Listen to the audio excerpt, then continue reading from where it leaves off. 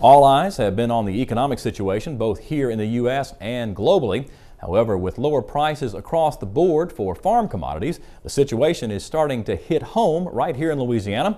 In this week's Bottom Line, Neil Melancon takes a look at the whole picture. And Neil, what should our farmers be thinking about as we head into that winter break?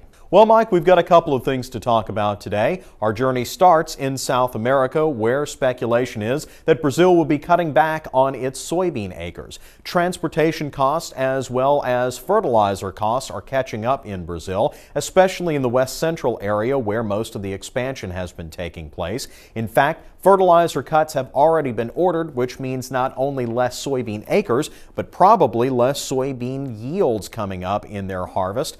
And what does that mean here for us in the U.S.? Well, a couple of things. The biggest thing is that those soybeans are going to have to be made up somewhere else, and that is primarily here in the U.S. In fact, we're already starting to see some of those effects. Soybean exports have had their fifth straight week of higher exports over last year, peaking out at about 53 million bushels. Although for the year end, bean exports are still expected to lag behind last year by about 141 million bushels. Meanwhile, corn continues to bottom out, down in the 20 to 25 million bushel range for exports, fully half to two-thirds of last year's 50 to 60 million bushel export pace. Now, speaking of corn and soybeans, we were expecting, as we talked about over the summer, a battle over acreage for them in the spring. With the cool down in global economics, some of that has been lessened.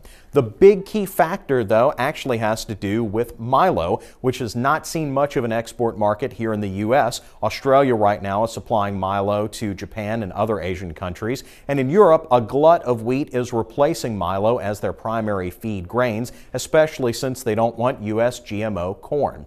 So what does that mean for milo here in Louisiana? Well, we don't have an export market, and in fact, we won't see one until late in 2009. I have some sources telling me that Zeno Grain isn't planning on ordering any milo until August of 2009.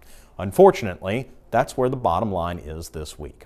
I'm Neil Melancon. We should have more bottom line for you back here in January after the break. Back to you in the studio, Mike.